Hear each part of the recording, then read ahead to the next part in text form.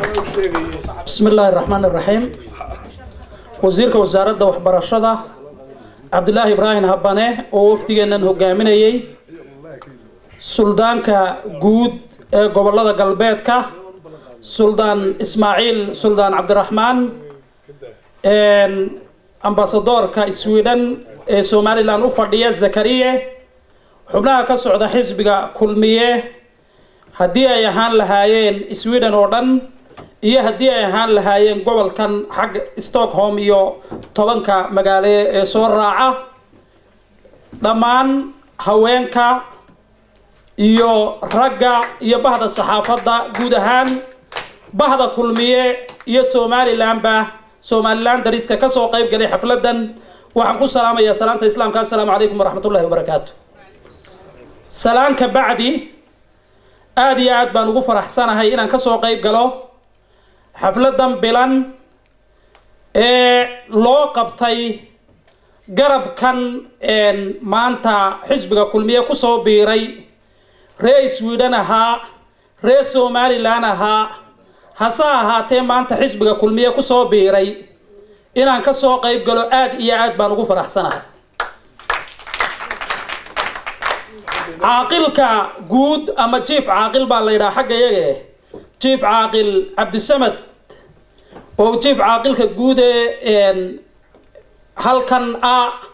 magaca uu ka socdana ku ee isagu hore u sheegay iyo aqoonyahan Cabdillaahi Maxamed Ismaaciil oo aan anigu adeer u ahay si gaar ah aan ugu faraxsanahay markuu wax walba eegay halka aan taaganahay inaynay dhaafaynin uu eegay markii dambe Somaliland ba deetana aniga soo garab joogsadayna aad iyo aad baan ugu faraxsanahay xisbigan kulmiye xisbiyada kale wuxuu dheeriyahay oo Somaliland oo dhan oo idaawanaysa meel walba ay joogaan ay ku dooranayaan xisbina waa la tijaabiyay oo waxbuu qabtay ninna wax ma qaban oo iminku taagay uu leeyahay waxbaan qaban doonayay doorta marka cidda wax qabatay ayaa mudan in la doorto ee ka soo qayb qaadatay horumarkan xisbiga kulmiye uu hogaaminayay madaxweynaha jamhuuriyadda Soomaaliland mudane Axmed Maxamed Maxamuud Siilaanyo uu hogaaminayay raggii ka qayb qaatay ee tala wadaagga la ahaana ama ardaygiisiya way qaar baa bila macallimiina raggan imika la dooranayo qaar baa bila macallimiin oo macallin siyaasadeed aan lahayn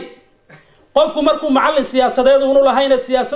siyaasadda waxa weeyaan maqal bay ku tahay oo waa wuxuu bowsaday buu doonayaa klaaska inuu la soo fadhiisto taasina socon mayso ardaygu marka uu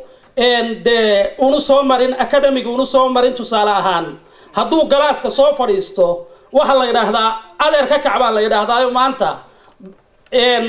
class Sweden ka furan ama jaamacada Sweden qof halkan iska fadhiya intuu kaco iskama fadhiisan karayo marka ninba intuu dalka gashado ayaa leeyahay Somaliland oo dhan idinkoon qabiil isku kala qaadayn oo deegaan isku kala qaadaynin waxa weeyaan ninba intuu dalka gashaday waa in loogu abaal gudaa qof Muuse Biixi Cabdi sida aad ogtihiin waxa uu soo galay inuu halka murashax oo kaliya kelmadda murashax oo kaliya lagu yiraahdo ayuu halgan dheer u soo galay dulqaad badan u soo muujiyay hogaamiyuhuna waa ka dulqaad kale waa ka go'aan kale hogaamiyuhu ma aha ka marka uu golaha uu fadhiyo mid kamida taageerayaashiisa oo memberska baarlamaanka kamida gudoomiye soo kac uu yiraahdo oo isaguna iska daba kacay soo baxa kaasi noqon kari maayo madaxweyne sida uu suldaanku halkan ka sheegay ninka go'aan kale decision ka isagu leh dulqaad kale u dulqaata ilaa uu halkan soo gaaro guusha markuu guusha gaarana يعني جوشنا كفرها هداي يقول ده روت ما دونا يراهدا ولا يجبدي ومصبح وانو بسوا جوجني mararka qaarkood media waynu ka dhagaysanay isagoo leh maanta halkaa waan laygaga badiyay cidda iga badisaynu raacaynaa isagoo leh waana wax adag inuu ereygaa qof yidhaahdo marka waxaan leenahay waxyaalaha uu xisbiga kulmiye soo qabtay ee ay ka mid yihiin wadooyinka dariiqada ay imika ku naaloonayno haddii ay noqon lahayd wadadii ugu adkayd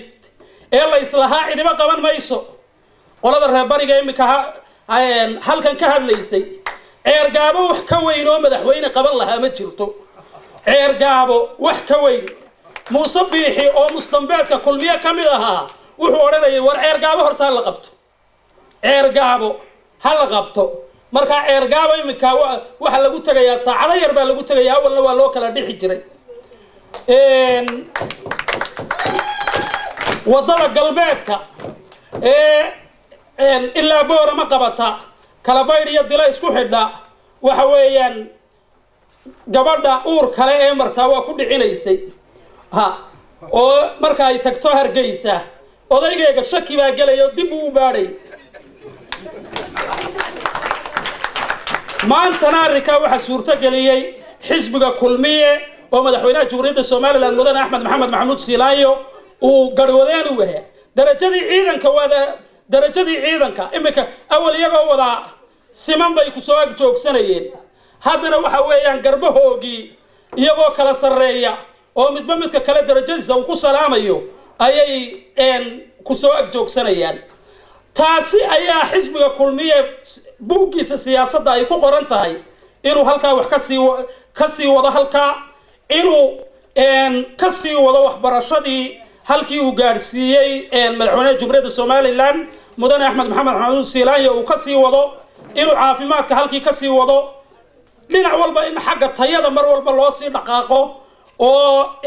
halkii laga sii wado ayaa la doonayaa halka xisbiga wadani hogaamiyihiisu uu leeyahay zero aynu ka soo bilowno tusaalaan idinku siinayaa inuu leeyahay zero aan ka soo bilowno caalamkiiba inoo soo jeesto ictiraafkii caalamka inoo soo jeesto DB Well baa inoo timid oo dalkeena nimca jiibto fadhida bay noqotay wuxuu gudoomiyaha baarlamaanka isagoo ah oo halka ragii ka codeeyay kamida oo xildhibaanadiisii ay ka codeeyeen hadduu isagu ka codeynba xildhibaanadiisii ay ka codeeyeen ayuu wixii uu shalay ay xisbi u codeeyeen xildhibaanadiisu ayuu maanta ka soo horjeedaa ayuu leeyahay bari zero aynu ka bilowno berbera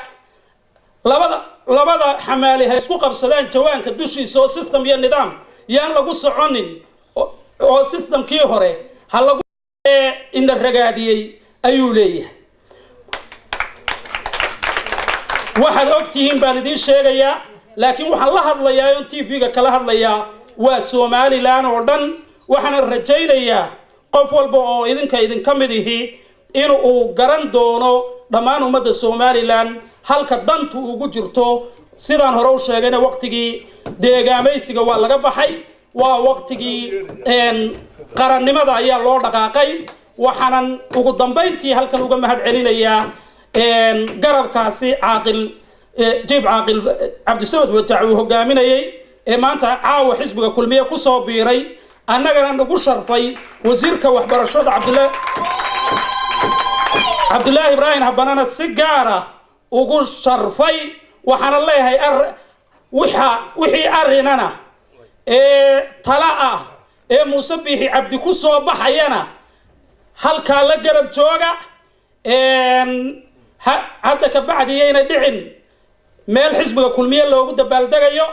meel loogu dabaaldegayo Soomaaliland loogu dabaaldegayo oo dhammaan qurbaha ah oo qoladina reer awdal meel la isiraado beeshi dhixunay kalligooda isku arkaan marka